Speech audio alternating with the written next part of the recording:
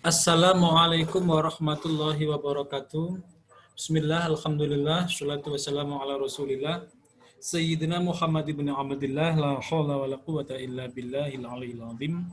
Amma ba'du, anak-anakku kelas 6 pada bab 9 atau bab 4 di semester 2 dan juga bab terakhir ini di semester 2 ini. Mata pelajaran akidah akhlak merupakan penguatan dari materi visual atau file yang telah Ustaz sampaikan itu. Jadi penguatannya di sini. Selengkapnya ya ada di materi itu, yang file yang Ustaz sampaikan itu. Bisa kalian download di e-learning madrasah. Baik, selanjutnya bab 4 ini tentang keteladanan atau teladan kita bersama, yaitu tentang Nabi Ayub alaihi salam. Nabi Ayub alaihissalam merupakan utusan Allah.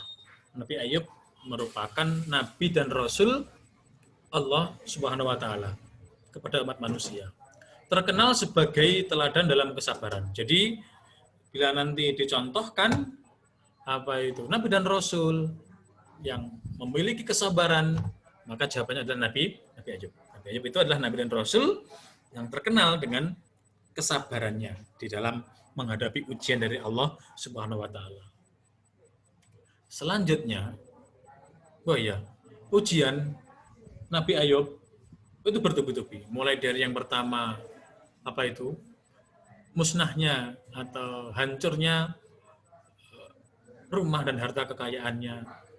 Kemudian disusul dengan putra-putranya meninggal dunia.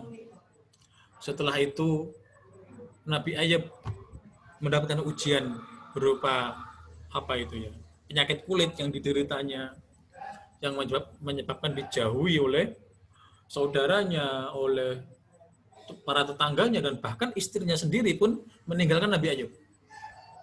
Ini sudah lengkap. Harta bendanya musnah, putra-putrinya semuanya meninggal dunia, kemudian punya penyakit kulit, sampai dengan ditinggalkan pula oleh istrinya, sehingga Nabi Ayub seorang diri. Seperti itu. Selanjutnya, setiap manusia yang hidup di dunia ini tidak pernah terlepas dari ujian. Saya, kalian, kita semua pasti menjumpai, pernah mengalami yang namanya ujian, cobaan, atau bahkan musibah yang itu datangnya dari Allah Subhanahu wa taala. Sikap yang baik, sikap yang terbaik dalam menghadapi segala ujian dari Allah Subhanahu wa taala itu adalah sabar. Maka pada pelajaran apa ya? Kelas 5.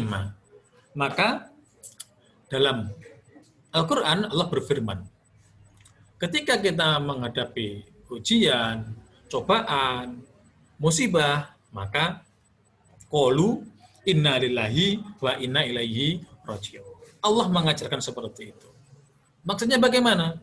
Kalau kita gali, kita dalami arti dari kalimat tarji inna lillahi wa inna ilaihi raji'un, itu mengajarkan kepada kita untuk mampu bersabar dalam menghadapi musibah yang menimpa. Sesungguhnya aku milik Allah dan akan kembali kepadanya.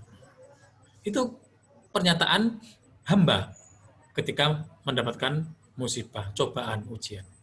Dengan seperti itu, otomatis akan mendorong manusia itu sendiri, mendorong seseorang itu sendiri menuju ke yang namanya sabar. Allah mengajarkan seperti itu. Jadi pengajaran Allah disuruh mengucapkan ini pada waktu seperti ini pasti memiliki manfaat di balik itu. Cuma terkadang ya kita manusia yang terbatas untuk menggapai itu. Jadi kalau ada pertanyaan misalkan fungsi atau manfaat yang utama, bukan yang pertama ya, yang utama, mengucapkan kalimat thayyibah tarji ketika mendapatkan musibah, yaitu mendorong manusia itu sendiri untuk mampu ke derajat sabar. Tuh. Selanjutnya, sabar ini ada dalam sebuah hadis Cuma hadisnya Ustaz tidak hafal. Menurut Rasulullah Shallallahu Alaihi Wasallam, sabar itu ada 3 macam.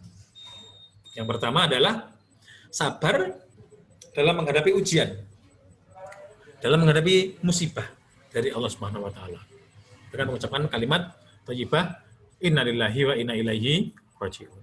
Yang kedua, sabar di dalam melaksanakan ketaatan kepada Allah.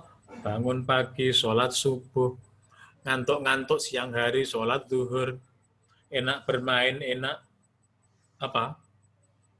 guwis, sepedaan, sholat asar, enak-enak lihat televisi, sholat maghrib, enak-enak bermain HP, sholat isya, dan seterusnya. Harus sabar. Tanpa sabar ya kita tidak mampu melaksanakan perintah Allah, melaksanakan sholat 5 waktu. Enak-enak minum es waktu puasa, waktu Ramadan disuruh menahan untuk tidak makan dan minum. Itu semuanya dalam rangka melaksanakan ketaatan Allah. Tanpa didasari sabar, ya sulit kita melaksanakan itu semua. Yang terakhir, sabar menurut Rasulullah adalah sabar di dalam meninggalkan maksiat. Sabar di dalam meninggalkan perkara-perkara yang dilarang oleh syariat Islam. Yang masjid, salat Jumat, sandal api men. Nah itu semua kita harus sabar. Walaupun kita tidak punya, nanti suatu saat pasti punya. Jangan mengambil. Nah, itu. Mampu meninggalkan maksiat, mampu meninggalkan larangan-larangan Islam, larangan-larangan syariat Islam, itu didasari dari sabar. Kita harus sabar. Tanpa sabar ya sulit. Apa-apa ya pena gratisan kan seperti itu. Akhirnya gosok, akhirnya mencuri, kan gratis itu. Itu tanpa didasari rasa sabar dalam hati.